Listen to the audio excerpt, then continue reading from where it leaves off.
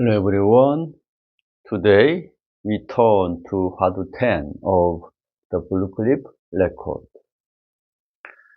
The literal meaning of the term Susi is to let something hang down and show it. More literally, it can be understood as a teaching delivered from above, or an indication revealed in advance by the master. Let's first look at the pointer, Susi. If viewed affirmatively, it is thus and so. If viewed negatively, it is not so. If we are to speak of the contest of truth, then every gesture and every movement stand at a turning point. Therefore, it is said, if one turns toward the negative standpoint, then even Śākyamuni and Maitreya, Mañjuśrī and Samantabhadra, along with all the sound sages and 10,000 sages, and all the teachers under heaven, would all become like a bee struck dumb after tasting honey.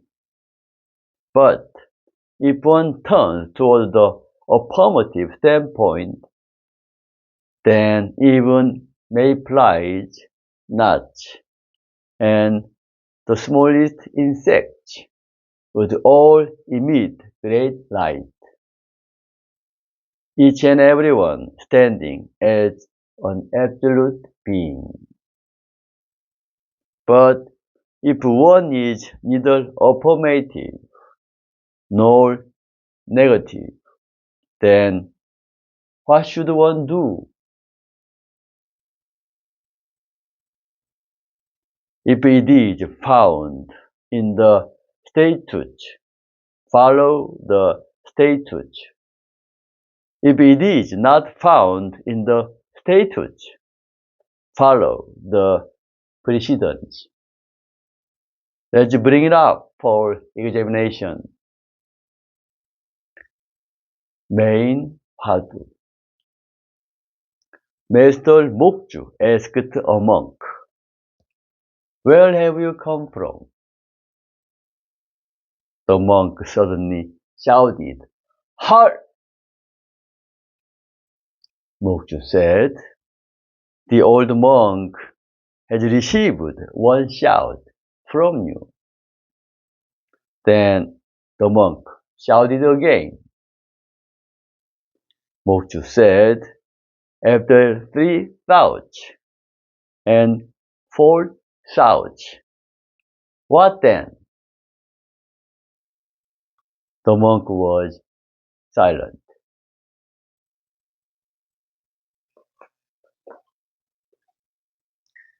Mañjuśrī suddenly struck him and said, "You fraud."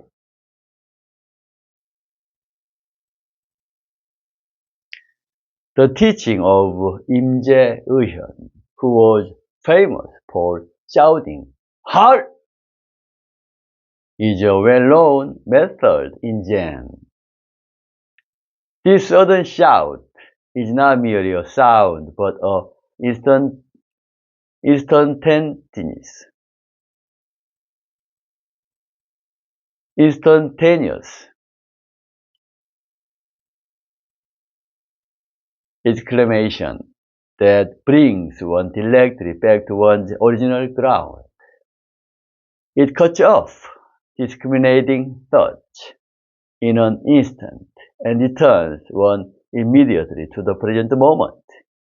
임제's heart is not so much a teaching that conveys meaning as it is an event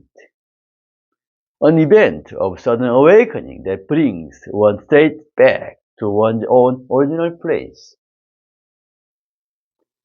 One must take care not to imitate it recklessly. For such imitation inevitably brings consequence.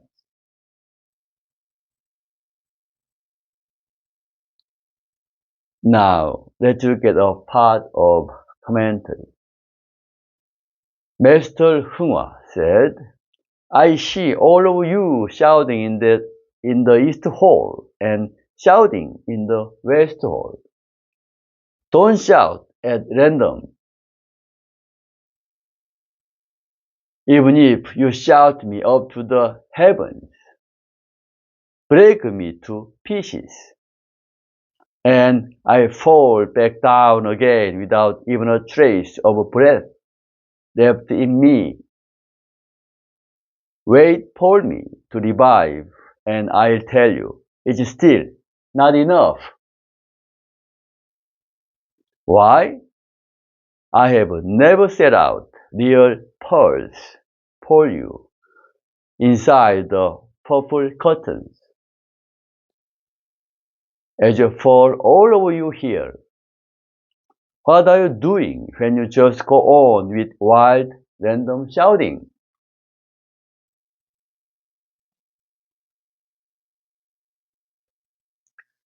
Now, how does Zen Master Hwadu evaluate this Hwadu? Let's look at. 2 shouts and a third shout. Adepts recognize the opportune moment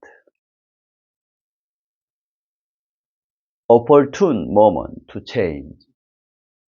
If you call that riding the tiger's head, the two of them would both turn out to be blind men. Who is a blind man? I bring it out for everyone to see.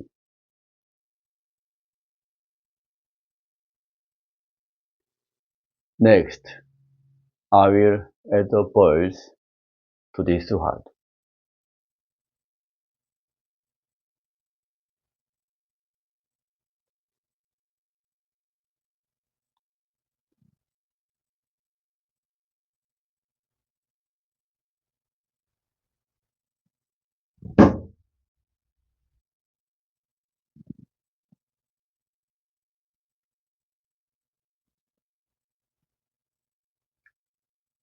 Some people shout loudly and hit the floor with their palms. Are those things cool?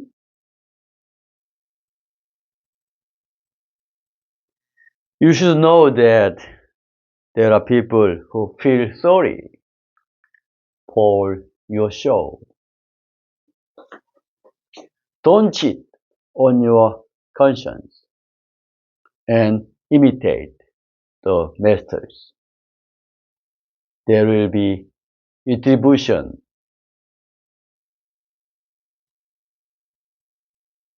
Then what is it? The moonlight shines on the flowing breeze.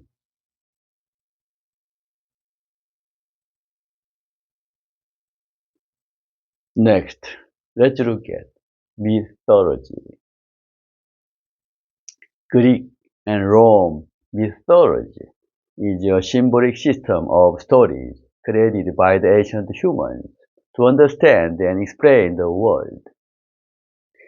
Its basic structure can be divided into 3 layers. First is the world of the gods, beings who govern the order of the heavens and natural phenomena. Second is the world of humans, who live under the influence of the gods, while possessing their own suffering, desires, and choices. Third is the world of heroes and the demigods, who meditate between gods and humans, connecting the two realms. Within this structure, the gods appear not merely as transcendent beings, but as projections of human emotions and characteristics. One of the most representative stories is that of the Prometheus and Zeus. Prometheus, a titan who loved humanity, belonged to the realm of the gods, yet felt deep compassion for human beings. At the time, humans lived in darkness, ignorant and weak. Feeling pity for them, Prometheus stole fire from the gods and gave it to humanity. This fire was not merely physical fire, but a symbol of civilization, technology, knowledge, and awakening. Through fire, humans learned to cook, to make tools, and to transform the world. However, Zeus, the supreme god, regarded this act as a challenge to divine authority, not wishing humans to possess power equal to that of the gods. Zeus punished Prometheus severely. He bound him to a rock where an eagle devoured his liver each day. The liver would regenerate every night, and the suffering would repeat endlessly. This story symbolically reveals the tension between divine order and human progress, and the conflict between authority and freedom. Yet, when you look more deeply into such mythological stories, we see that they are not merely events involving gods, but symbolic narratives arising from the human consciousness. Prometheus, who stole fire, represents the wisdom and rebellious spirit within humans, the will to transcend established order and move toward new possibilities. In contrast, Zeus represents order, authority, and control. The conflict between the two reflects an ongoing structure within the human mind itself. From this perspective, mythology is not a story of the external world, but a projection of the human mind. This connects with the Buddhist idea that all things are created by the mind. Gods, their struggles, punishments, and rewards. All are forms created by humans to understand and explain their inner world. The story of the Prometheus and Zeus ultimately reveals an inner conflict within humanity. The desire for freedom and the force that restrains it. In the same way, other myths are no different. The gods of various cultures, creators, destroyers, gods of love, gods of war, are all projections of human emotions and experiences. Mythology is not historical fact, but a map of human mind. of philosophy expressed in symbolic language. Therefore, rather than understanding myths literally, it is more important to read the structures of human mind that they reveal.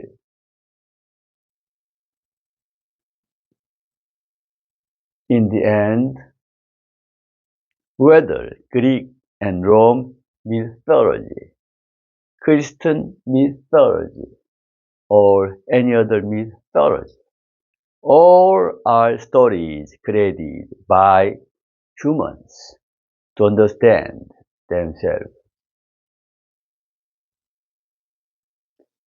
And at their foundation, there is always the mind. In this sense, mythology is not merely an old tale, but an expression of consciousness that continues to live and move within us, even now.